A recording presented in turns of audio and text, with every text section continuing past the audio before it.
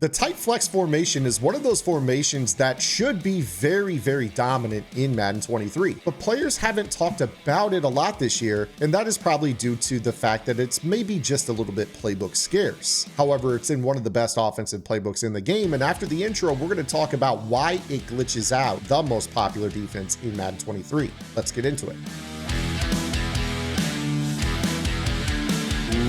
What is up, guys? Zane from the Zane Madden YouTube channel. In today's video, we're going to be explaining why the gun type flex is very, very hard on the most popular meta in the game, which is, as you know, the $3-2. Now, the thing about the $3-2 is that this is a formation that is pretty predicated on the base align man coverage meta. So when we talk about this from a standpoint of coach adjustments, I would say 95% of comp players that run this formation are going to run this on a base align setting with auto flip on. And the reason that this is really, really tough is that we are very likely headed into a meta, especially when the golden tickets drop, where a lot of players are going to be playing man under, as well as mixing in the DB fire with the random man up assignments, as well as the spinner. But one of the more popular metas that a lot of players do tend to struggle with is the 2-man under with the shade abilities and the deep zone KO safeties over the top in those deep zones. So I want to talk about why the tight flex is a formation that wreaks havoc on this, because the first thing that you're going to note with this is that you actually can't call any 2-man under at all against this. If you take a look here when your opponent is on base align setting, this is going to be an issue, because what ends up occurring is that the players for some reason man up wrong. And even if I want to like flip my formation, you see that there's always going to be somebody that is misaligned completely. So when you take a look here, when they call it on auto flip, it is actually going to end up being somebody that is wide open no matter how they want to flip their play. So in general, there's always going to be a blown assignment, and the stock one in general is going to be the middle receiver on the left. So again, here, as you pay attention to this, you see how Randy Moss is wide open. So with this particular play, what we would do is we would just choose something that gets him vertical out of the backfield quickly against a 2-man under, and it's going to be able to be thrown as soon as he cuts up the sideline for a huge gain. And you'll note that on this play, there are 2 players that are guarding the shallow cross underneath from the right to the left. But again, nobody is on that receiver that is lined up in the left slot. So that becomes really, really tough, especially because you could go ahead and just streak that X receiver. In fact, we've used that streak wheel combo in YouTube Shorts before for one-play touchdowns against the cover 3 meta as well. So this is building on a short from a couple weeks back that we did. And again, what you'll be able to do here is just run off that deep half and really throw this much later. And you'll see that you'll be able to throw that for a bigger chunk of yardage. You could also put them on a corner route or something like that if you so wish as well. If you don't want to wait on a wheel, feel free to do something like this. Obviously, everybody's ready for a corner route, but there's nobody in man-to-man. So that's going to be a lot easier for you to be able to throw that route really effectively. So if they want to play a base aligned man coverage, they're going to be in a lot of trouble. If they just flip it, you're also going to note that nobody is now on the Tony Gonzalez role. So now you could go ahead, you could really just run something like this. I know this looks totally silly, but this would actually be a totally fine route combo, because again, nobody's going to be on Tony Gonzalez.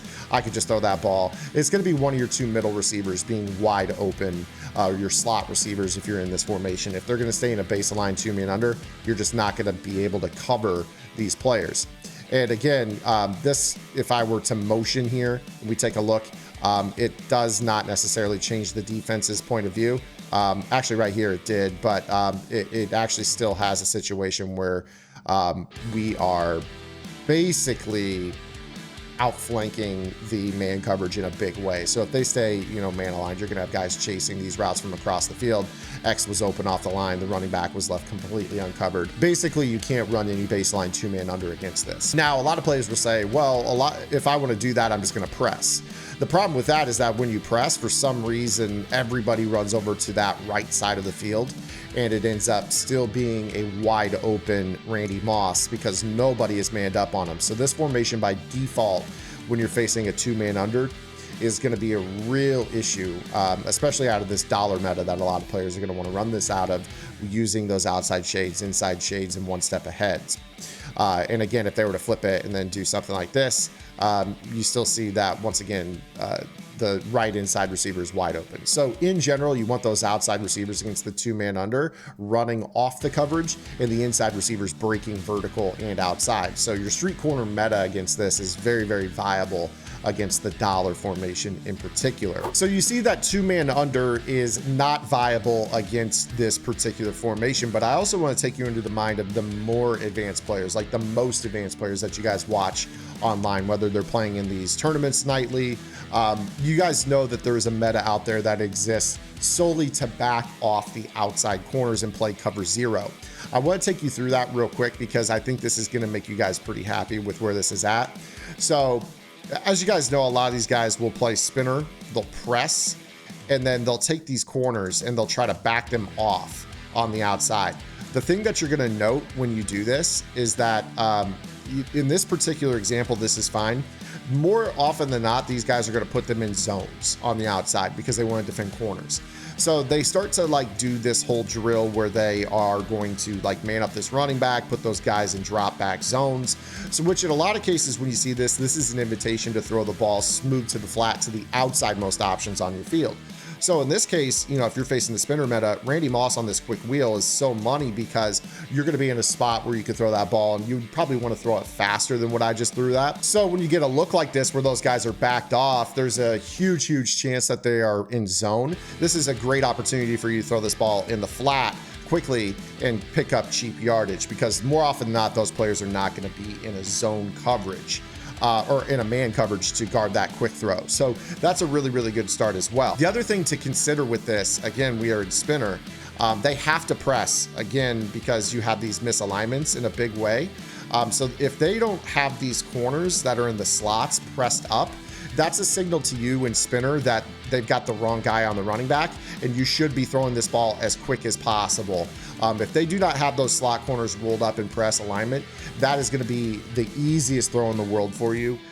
You just know right away that they can't possibly cover it. So what they have to do is press. So now you see those guys press. Now they're going to back off those outside corners. Chances are they're going to be putting those guys into zones of some sort, or maybe blues that are zone dropped to 25 or 30 yards. Now all of a sudden we're in a spot where we have this man up on the running back. Well, again, the third receiving option in the formation is always the one that is uncovered. So as you see here, I take this guy and I motion him across, and I have Omaha active. This is a really good opportunity for you to see. So most players, when they play from the defensive lens, they have to guard the third option on whatever side. They have to man them up individually. The tight flex is great because Randy Moss in motion across the formation will end up swapping who the third receiver is, because the running back was the third option. Now Randy Moss is left uncovered. So now they've got to get into a habit of remanning up players. They're probably, from a defensive perspective, going to say, oh, shoot, let's put Sean Taylor on this guy. I can start to play mind games out of the tight flex by doing all kinds of goofy motions. Again, if I do this, now the running back is left uncovered again. They've got to worry about him. So again, you're going to be back to square one mentality on this. They can't really play this meta very effectively against the tight flex because you can constantly change who the third receiver is. Take, for instance, this motion right here of CeeDee Lamb. Now this motion across is going to man up Herman Moore, which leaves Randy Moss uncovered in the other slot. So now when we do that, he's wide open down the middle of the field. So the tight flex as a whole is this giant leverage and swap off problem for the dollar meta. It really cannot handle this type of formation alignment because, again, if they stay in the off coverage, you get guys that are just going to be left uncovered from across the field. This is a touchdown against spinner if they don't press. And then once they do press, we're going to start to make their lives a lot tougher because we can do these glitchy motions that get guys uncovered, and it provides a lot of issues. And then, of course, when it comes to just simply blocking this, we've talked a fair amount about blocking the base aligned dollar meta. It is not too difficult to do in this formation. In fact, you know, with this particular, this is DB Fire, which is zone. That's just going to be pretty cake for us. But we could go ahead, if you guys want to, you can go ahead and slide protect, you know, to the left and ID the mic to the right. And then, of course, you're going to be, you know, making your adjustments to your route combo you know, stepping up in the pocket as quickly as possible, you know, make these reads, the wheel route, the, you know, the corner route, whatever it is you want to throw to beat the cover two. So you guys could do a pretty good job of beating the dollar meta in terms of pass protection as well. Which brings me to the last bit of this video. I do want to talk about the halfback counter. This is sneakily one of the better run schemes in Madden. It's basically it's in a lot of ways kind of like a trap. It's not really a trap because you're not leaving the end uncovered. But this pulling guard out in front of the running back is huge because you're going to be able to kind of use this blocking assignment similar to a trap to get a lot of these dollar players to basically pinch their defensive line. And once they pinch their defensive line, life is a lot easier in terms of just dropping back to pass against this. I can pretty much call any blocking scheme I want in this case, and I'm going to be just fine. So now they have to worry about a specific type of run call. This is going to end up benefiting us in a big way because now we got our protection right. You can make these throws that beat the cover two blitz or the spinner blitz based off of how they're dropping all these things. So hopefully this whole video kind of broke down exactly what you guys ought to be looking at against the dollar meta. I think the tight flex is a very untapped formation in general. You get a lot of these weird alignments that just kill the dollar in general.